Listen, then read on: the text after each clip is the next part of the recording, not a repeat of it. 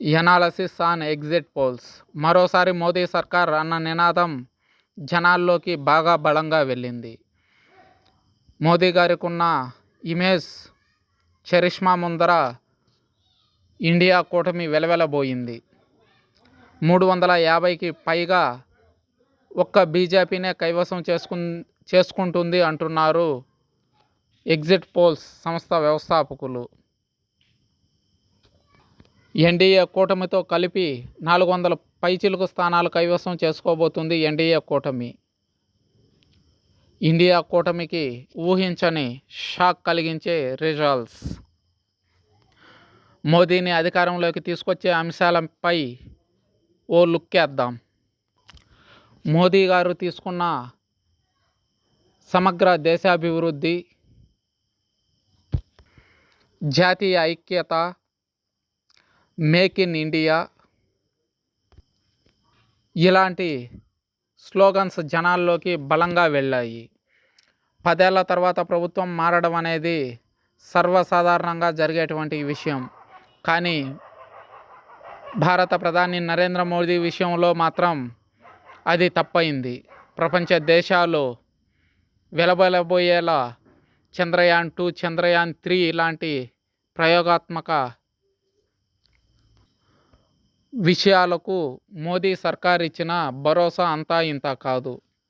స్వయంగా చంద్రయాన్ 2 ఫెయిల్యూర్ సమయంలో అప్పటి ఇస్రో చైర్మన్ని ప్రత్యక్షంగా నరేంద్ర మోడీ గారు కలిసి ఓదార్చిన విషయం ఇప్పటికీ మన కళ్ళెదుట కనిపిస్తూనే ఉంది. అయితే తాజాగా సోమనాథ్ గారి నేతృత్వంలోని ఇస్రో చంద్రయాన్ 3ని విజయవంతం చేసింది. అయితే ఈ చంద్రయాన్ 3పై కూడా బీజేపీ ప్రభుత్వంపై కాంగ్రెస్ ఎంపీలు వెగటు పుట్టించే వ్యాఖ్యలు చేయడం ప్రజలు గుర్తుంచుకున్న విషయాల్లో ఒకటి.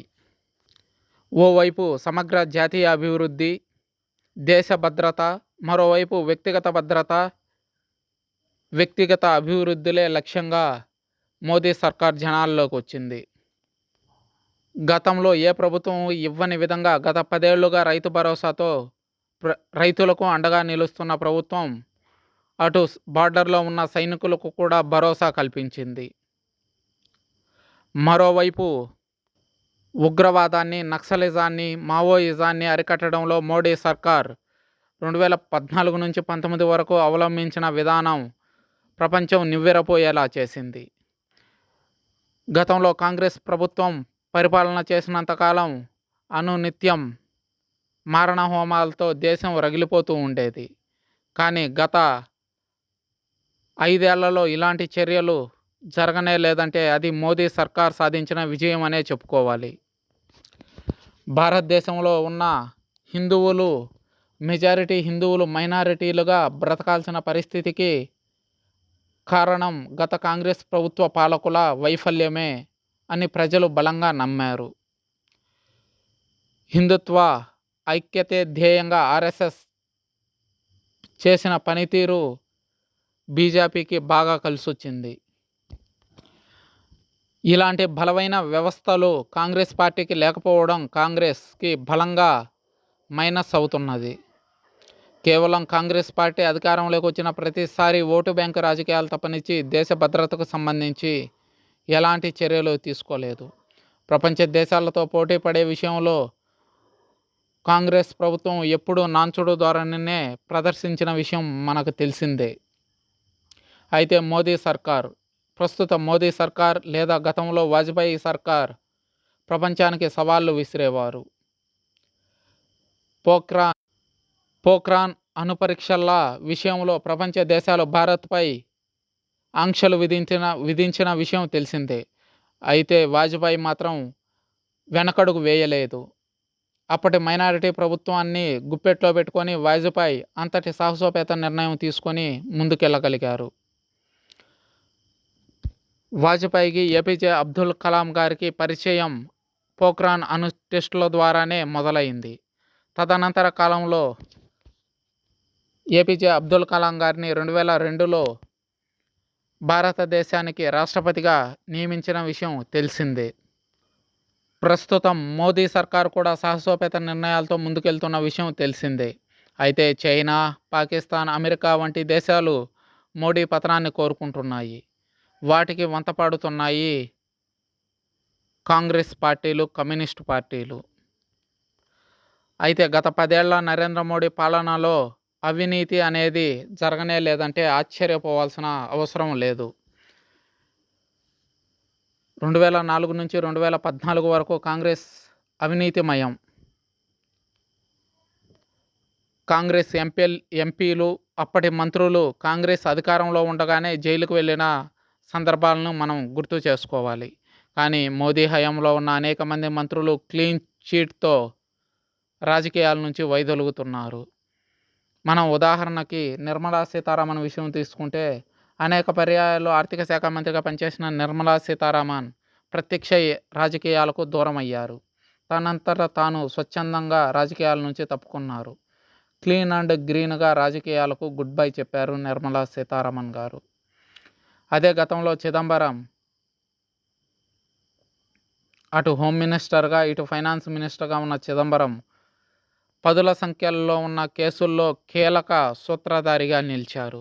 ఇదే బీజేపీ, కాంగ్రెస్ పరిపాలనకు మధ్య ఉన్న వ్యత్యాసం. మరోవైపు ప్రపంచంతో పోటీ పడుతూ స్టాక్ మార్కెట్స్ ఎన్నడూ లేని విధంగా దూసుకెళ్తున్న విషయం తెలిసిందే. మోడీ హయాంలోనే ఇది సాధ్యమైంది. బీజేపీ మెజారిటీగా ఉన్న హిందువుల్లో తీసుకొచ్చిన చైతన్యమే బీజేపీ విజయానికి మూల కారణంగా మనం చెప్పుకోవచ్చు. 500 ఏళ్లుగా నానుతున్న అయోధ్య రామ మందిర విషయాన్ని మోదీ ప్రధాని అయిన తర్వాత ఓ కొలిక్కి తీసుకొచ్చారు. తీసుకురావడమే కాకుండా రామ మందిర నిర్మాణ ఏర్పాట్లలో జాతి మొత్తాన్ని భాగస్వామ్యులుగా చేసి ప్రతి ఒక్కరికి భాగస్వామ్యం కల్పించారు. తద్వారా దక్షిణాదిన ఉన్న హిందువుల్లోనూ ఐక్యత మొదలైంది. దక్షిణాదిన దక్షిణ భారతదేశాన బీజేపీ పార్టీ లేదు అన్న కాంగ్రెస్ వాళ్లకు సమాధానంగా బీజేపీ డబుల్ డిజిట్ ఓటింగ్ సాధించే దిశగా పరుగులు పెడుతుంది. ఇటు కేరళ, తమిళనాడు, ఆంధ్రప్రదేశ్ ఈ 3 రాష్ట్రాలు. తెలంగాణలో ఎటు బీజేపీకి ఎంపీ సీట్లు కైవసం చేసుకుంటున్న విషయం తెలిసిందే. గత అసెంబ్లీ ఎలక్షన్స్లోనూ తెలంగాణలో బీజేపీ 10 స్థానాలు కైవసం చేసుకున్న విషయం తెలిసిందే. నరేంద్ర మోడీ తీసుకొచ్చిన విప్లవాత్మక మార్పుల్లో 2020 ఎడ్యుకేషన్ పాలసీ ఒకటి. ఈ ఎడ్యుకేషన్ పాలసీ ద్వారా ఆయా రాష్ట్రాలకు సంబంధించిన విద్యార్థులు ప్రాథమిక విద్యని మాతృభాషలోనే విద్యను అభ్యసించే విధానం ఒకటి. వక్రీకరించి ఉన్న మన చరిత్రని మార్చే ప్రయత్నం సక్సెస్ఫుల్గా చేశారు మోదీ గారు. గతంలో మొఘలులు, ఈస్ట్ ఇండియా కంపెనీ గురించి, బ్రిటిష్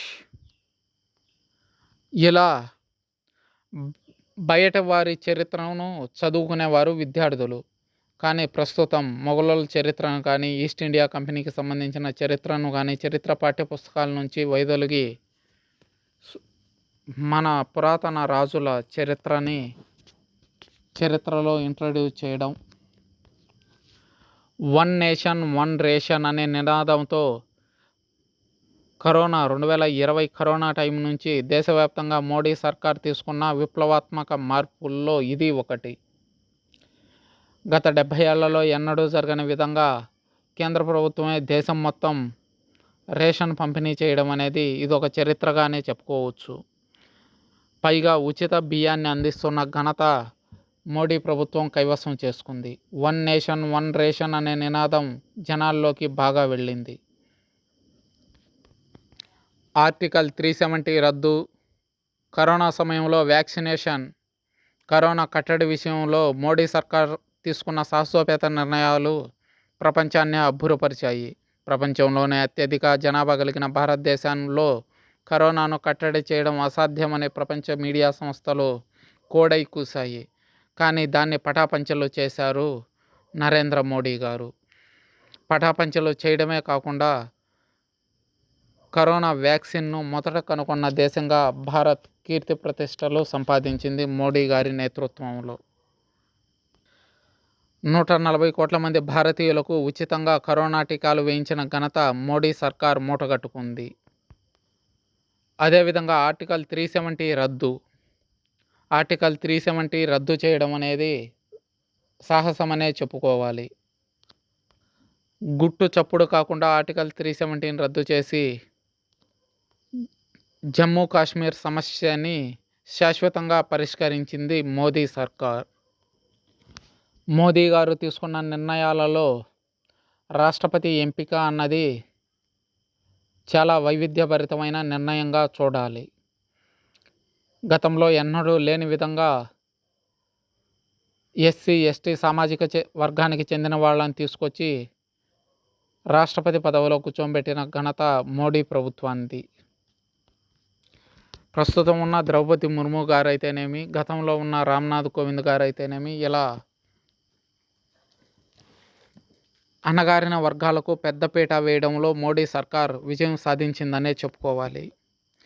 సహజంగా బీజేపీని వ్యతిరేకించే ముస్లిం మైనారిటీలు, ఎస్సీ ఎస్టీ సామాజిక వర్గాలకు చెందిన వారు కూడా వాళ్ళలో కూడా దేశభక్తిని రగల్చడంలో మోదీ సర్కార్ సక్సెస్ అయింది.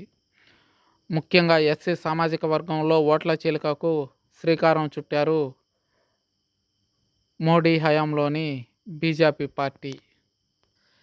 గతంలో ఎన్నడూ లేని విధంగా ఆర్ఎస్ఎస్లో ఎస్సీ ఎస్టీ సామాజిక వర్గానికి చెందిన వాళ్ళు వందలాదిగా వేలాదిగా జాయిన్ అవుతుండడం విశేషంగా గమనించాల్సిన విషయం. అయితే త్రిబుల్ తలాక్, గోర్ఖాల విషయాల్లో ముస్లిం మైనారిటీ వైపు మోడీ తీసుకున్న నిర్ణయాన్ని ముస్లిం సోదరులు ఆహ్వానించారు. త్రిబుల్ తలాక్తో విడాకులు అన్నది ముస్లిం మహిళల పాలిట శాపంగా ఉండేది. అటువంటి త్రిబుల్ తలాక్ను రద్దు చేస్తూ మోడీ సర్కార్ తీసుకున్న ఈ నిర్ణయం వాళ్ళ పాలిట వరంగా మారింది.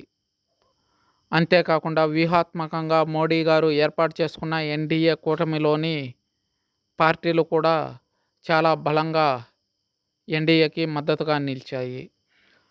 ఆంధ్ర రాష్ట్రంలోని తెలుగుదేశం, జనసేన, మధ్యప్రదేశ్లోని శివసేన, ఇలా చెప్పుకుంటూ పోతే ఎన్డీఏ కూటమిలో ఉన్న పార్టీలన్నీ కూడా స్వచ్ఛందంగా ఎన్డీఏ మద్దతుకు, మోడీ నాయకత్వానికి జై కొట్టిన వారే. ఇండియా కూటమితో కంపేర్ చేస్తే ఎన్డీఏ కూటమిలో ఐక్యత అనేది బలంగా కనిపిస్తుంది. ఇండియా కూటమిలో ఐక్యత లోపించడం జరిగింది. ఇండియా కూటమిలో నాయకులందరూ ఏకతాటిపైకి వచ్చి ఓ మేనిఫెస్టోని రిలీజ్ చేసిన విధానం అనేది మనకు కనిపించదు. అయితే ప్రత్యేకంగా మనం 2024 పార్లమెంట్ ఎలక్షన్స్కు సంబంధించి మేనిఫెస్టో అనే అంశమే లేకుండా ఎలక్షన్ జరిగింది. ఇక్కడ ఎలక్షన్ ఎన్డీఏ కూటమి నరేంద్ర మోడీ గారి ఫోటోతో, ఇండియా కూటమి రాహుల్ సోనియాల ఫోటోలతో ముందుకొచ్చింది. దేశవ్యాప్తంగా మేనిఫెస్టో చర్చ అనేదే జరగలేదంటే అతిశయోక్తి కాదు. ఎలక్షన్ మోడీ వర్సెస్ ఇండియా కూటమి అన్నట్టుగా సాగాయి. అయితే ఎన్డీఏ కూటమిలోని పార్టీలు కూడా బాగా బలంగా నిలబడ్డాయి. వాటి బలాన్ని మరింత పెంచుకున్నాయి. ఈ కారణంతోనే ఎగ్జిట్ పోల్ సంస్థలు 400కు పైగా స్థానాలు ఎన్డీఏ కూటమి కైవసం చేసుకుంటుంది అనే ఘంటాపథంగా చెప్తున్నారు. అయితే కాంగ్రెస్ పార్టీ లేదా ఇండియా కూటమికి బీజేపీ వైపు వేలెత్తి చూపించే ప్రశ్నలే ఉత్పన్నం కాలేదు. రాహుల్ గాంధీ ఒకానొక సందర్భంలో హిందువులపై, హిందూ దేవీ దేవతలపై అనుచిత వ్యాఖ్యలు చేసిన విషయం మనం గుర్తు చేసుకోవాల్సిన అవసరం ఎంతైనా ఉంది. ఆజాదీ కా అమృతోత్సవ్ నరేంద్ర మోడీ గారు ప్రతిష్టాత్మకంగా తీసుకున్న మరో కార్యక్రమం ఆజాదీ కా అమృతోత్సవ్. భారత స్వతంత్ర సమరంలో పాల్గొన్న అనేక మంది మహామహులను, నాయకులను మరోసారి గుర్తుకు తెచ్చుకునే ప్రయత్నం చేసింది మోదీ సర్కార్. అందులోనూ గ్రాండ్ సక్సెస్ అయింది. అయితే గత 60 ఏళ్లలో కాంగ్రెస్ పార్టీ ఏనాడు స్వతంత్ర సమరయోధుల గురించి ప్రస్తావన తీసుకొచ్చిన దాఖలాలు లేవు. స్వరాజ్య స్థాపనలో పాలు పంచుకున్న వారు ఎవరైనా ఉన్నారా అని అంటే అది గాంధీ ఫ్యామిలీ, నెహ్రూ ఫ్యామిలీ అన్నట్టుగానే వాళ్ళ పరిపాలనా విధానం కొనసాగింది. అయితే దానికి పూర్తి విభిన్నంగా, వైవిధ్యంగా నరేంద్ర మోడీ సర్కార్ సాహసోపేత నిర్ణయం తీసుకుంది. ప్రాంతాల వారీగా స్వతంత్రం కోసం పోరాడిన నాయకులకు సరైన గుర్తింపు, గౌరవం లభించేలా మోడీ సర్కార్ ఓ అడుగు ముందుకేసి పార్లమెంట్లో వాళ్ళ విగ్రహ ఆవిష్కరణలు, ఆయా ప్రాంతాల వారీగా వారి వారి జీవిత చరిత్రలపై ప్రజల్లో సరైన అవగాహన తీసుకొచ్చే ప్రయత్నం చేశారు మోడీ గారు. అందులో భాగంగానే కిషన్ రెడ్డి హయాంలో అనేక మంది స్వతంత్ర సమరయోధుల విగ్రహ ప్రతిష్టలు దేశంలో కొనసాగాయి. ఉదాహరణకు ఆంధ్రప్రదేశ్లో అల్లూరి సీతారామరాజు విగ్రహ ఆవిష్కరణ అన్నది ఆజాదీ కా అమృతోత్సవ్లో భాగంగా జరిగిన ఘట్టం. అదేవిధంగా కేంద్ర పార్లమెంట్లో అల్లూరి సీతారామరాజు విగ్రహావిష్కరణ కూడా గుర్తుకు తెచ్చుకోవాల్సిన సమయం ఆసన్నమయ్యే. ఈ కోవకి చెందిన వ్యక్తి వీర్ సావర్కర్. ఆర్ఎస్ఎస్కి ఆది పురుషుడు, ఆర్ఎస్ఎస్ వ్యవస్థాపకుడు, ఆర్ఎస్ఎస్ భావజాలాన్ని జనాల్లోకి పంపిన నాయకుడు వీర్ సావర్కర్. అయితే వీర్ సావర్కర్ కేవలం అగ్రకులానికి చెందిన నాయకుడు మాత్రమే కాదు, ఆర్ఎస్ఎస్ భావజాలానికి సంబంధించిన నాయకుడే కాదు, ఆర్ఎస్ఎస్ వ్యవస్థాపకుడు మాత్రమే కాదు, భారతదేశ స్వతంత్ర సంగ్రామంలో కీలక పాత్ర పోషించిన నాయకుడు వీర్ సావర్కర్. అలాంటి వీర్ సావర్కర్ పాత్రని కాంగ్రెస్ పార్టీ చిదిమేసే ప్రయత్నం చేసింది. వీర్ సావర్కర్ని ఓ బందిపోటుగా, ఓ దేశద్రోహిగా మలిచే ప్రయత్నం చేసింది కాంగ్రెస్ పార్టీ. అయితే నేడు పార్లమెంట్లో వీర్ సావర్కర్ విగ్రహ ఆవిష్కరణ జరిగింది. అది నూతన పార్లమెంట్. వీర్ సావర్కర్ 100వ జయంతి సందర్భంగా పార్లమెంట్ ప్రారంభోత్సవం. అదే ప్రారంభోత్సవంలో వీర్ సావర్కర్ విగ్రహ ప్రతిష్ట, ఇవన్నీ కూడా ప్రజల్లో చైతన్యాన్ని తీసుకొచ్చాయి. ముఖ్యంగా దేశభక్తిని రగిల్చే కార్యక్రమంలో సక్సెస్ అయ్యాయి. వీర్ సావర్కర్ గురించి చెప్పుకోవాలంటే స్వతంత్ర సంగ్రామంలో కీలక పాత్ర పోషించిన వీర్ సావర్కర్ అండమాన్ నికోబార్లోని కాలాపాని సెల్యులార్ జైల్లో దశాబ్దాల తరబడి మగ్గిన వ్యక్తి. ఇలాంటి అనేక మంది స్వతంత్ర సమరయోధులకు కాంగ్రెస్ పార్టీ అన్యాయం చేసింది. అటువంటి వారిని వెలుగులోకి తీసుకొచ్చి తద్వారా ప్రజల్లో ఐక్యతను తీసుకురావడంలో నరేంద్ర మోడీ గారు సక్సెస్ అయ్యారు. అయితే గతంలో కాంగ్రెస్ పార్టీ కేవలం సంక్షేమ పథకాలు అందించామా, ఓట్లు అడిగామా అన్న రీతిలో ముందుకెళ్ళేది. కానీ నరేంద్ర మోడీ ప్రభుత్వం దేశానికి సేవ చేసామా, ధర్మం కోసం నిలబడ్డామా, దేశ అభివృద్ధిలో పాలు పంచుకున్నామా అన్న విధంగా ఓటర్లను తయారు చేస్తుంది. ఇండియా కూటమికి, ఎన్డీఏ కూటమికి ఉన్న ప్రధాన వ్యత్యాసం ఇదే. ముఖ్యంగా ముస్లిం మైనారిటీలు బీజేపీకి వ్యతిరేకం అని ప్రచారం చేస్తున్న ఇండియా కూటమికి ముస్లిమ్స్ షాక్ ఇవ్వబోతున్నారనే విషయం స్పష్టమవుతుంది. ముస్లిమ్స్ ఎక్కువగా ఉన్న ఉత్తరప్రదేశ్, తెలంగాణ లాంటి ప్రాంతాలలో పూర్తి స్థాయిలో బీజేపీ పుంజుకున్న విషయం తెలిసిందే. ప్రాంతీయ పార్టీల హవా కొనసాగిస్తున్న దక్షిణాది రాష్ట్రాల్లోనూ బీజేపీ పుంజుకునే ప్రయత్నం చేస్తుంది. అందులో భాగంగానే తమిళనాడులో 20కి పైగా 20%కు పైగా ఓటింగ్ బీజేపీకి, ఎన్డీఏ కూటమికి వచ్చే అవకాశం ఉందని ఎగ్జిట్ పోల్స్ అంచనా వేశాయి. అదేవిధంగా ఆంధ్రాలోనూ 3 నుంచి 4 స్థానాలు గెలుచుకునే ప్రయత్నం ఎన్డీఏ కూటమి చేసిందని, అందులో కనీసం 3 స్థానాలు గెలుచుకునే అవకాశం ఉందని ఎగ్జిట్ పోల్స్ ప్రకటించాయి. ముఖ్యంగా తెలంగాణలో అయితే డబుల్ డిజిట్ను రీచ్ అయ్యే విధంగా ఎలక్షన్ జరిగింది అంటున్నాయి ఎగ్జిట్ పోల్స్. అయితే గతంలో కేవలం మేనిఫెస్టో బేస్డ్ ఎలక్షన్ క్యాంపెయిన్ జరిగేది.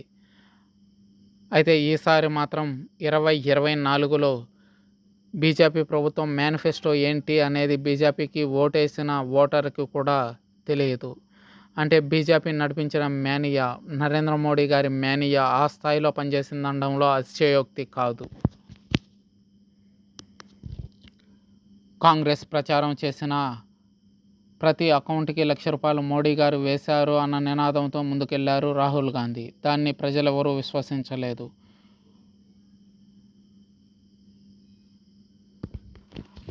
పెద్ద నోట్ల రద్దు వలన భారతదేశానికి చుట్టుపక్కల ఉన్న దేశాల పరిస్థితి ఎలా తయారైంది అన్నది ప్రజలు నిష్పక్షపాతంగా గమనిస్తూనే ఉన్నారు.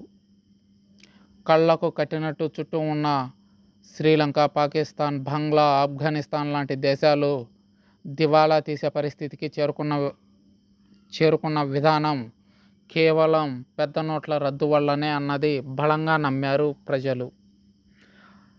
సరిగ్గా 7 ఏళ్ల క్రితం తీసుకున్న ఈ నిర్ణయం ఇప్పుడు ఫలితాలనిస్తుంది. ఇప్పుడు ప్రజల్లో చైతన్యాన్ని కలిగిస్తుంది. రాహుల్ గాంధీ నాయకత్వంలో ఏఐసిసి కార్యదర్శిగా మల్లికార్జున ఖర్గే గారి నాయకత్వంలో ఉన్న కాంగ్రెస్ బీజేపీపై ఎటువంటి విమర్శలు చేసే అవకాశమే లేకుండా పోయింది. గతంలో ఎన్నడూ లేని విధంగా నేషనల్ హైవేస్ నిర్మించడంలో బీజేపీ ప్రభుత్వం సక్సెస్ అయింది. ఐసిస్ ఉగ్రవాద సంస్థకి చెందిన మాజీ నాయకులు, ప్రస్తుత నాయకులు వరుసగా అందరి మరణాలు సంభవించడం అనేది ఇంటర్నేషనల్ మీడియా, అంతర్జాతీయ మీడియా సంస్థలు ప్రధానంగా ప్రస్తావించాయి. ఐసిస్ ఉగ్రవాదాన్ని మట్టుపెట్టడమే లక్ష్యంగా భారతదేశం ముందుకెళ్తుంది అన్న నినాదం భారత్కు బాగా ప్లస్ అయింది. అయితే నరేంద్ర మోడీ గారి నాయకత్వంలోని రా ఏజెన్సీ పనిచేస్తున్న తీరుతెన్నులే అందుకు నిదర్శనం అని చెప్పుకొచ్చాయి ఇంటర్నేషనల్ మీడియా సంస్థలు.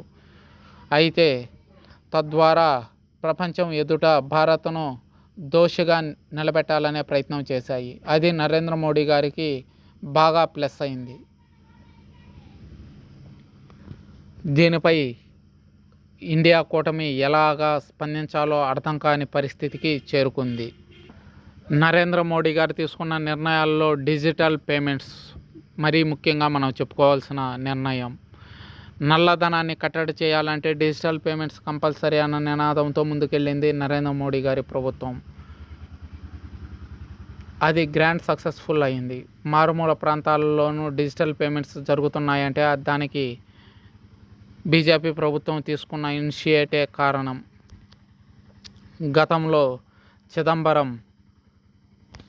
డిజిటల్ పేమెంట్స్ అనేది కళ భారతదేశంలో, మరో 100 ఏళ్ల తర్వాత మాత్రమే ఇది సాధ్యమని పేర్కొన్నారు. 100 ఏళ్ల తర్వాత సాధ్యమన్న కాంగ్రెస్ పార్టీ నినాదాన్ని 10 ఏళ్లలో చేసి చూపించారు బీజేపీ నాయకులు.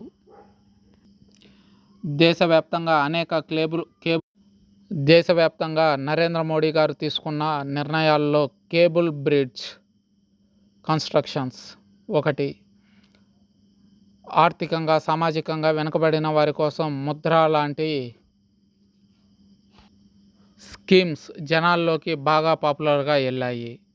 ప్రధానమంత్రి ఆయుష్మాన్ భారత్, ప్రధానమంత్రి కిసాన్ యోజన, ముద్ర, ఇలా పాపులర్ స్కీమ్స్ కూడా జనాల్లోకి వెళ్ళి నరేంద్ర మోడీ గారి పేరును, బీజేపీ ప్రభుత్వ పరిపాలనా విధానాన్ని ప్రజలకు చేరువ చేశాయి.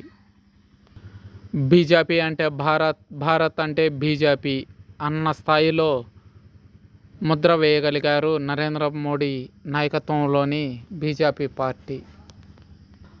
అయితే పార్టీకే పరిమితమైన అమిత్ షా లాంటి వాళ్ళు ప్రభుత్వంలోకి అడుగుపెట్టారు. అడుగు పెట్టడమే కాకుండా పీఓకే, పాకిస్తాన్ ఆక్యుపైడ్ కాశ్మీర్ని కైవసం చేసుకుంటామనే నినాదంతో ముందుకొచ్చారు.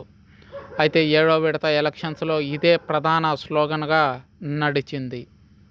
దీన్ని కూడా ప్రజలు విశ్వసించే రీతిలో ఈ స్లోగన్ కనిపిస్తుంది. కారణం, గతంలో సైనికుల తలలు తెంచితే కాంగ్రెస్ పార్టీ కిక్కురుమనకుండా ఉండేది.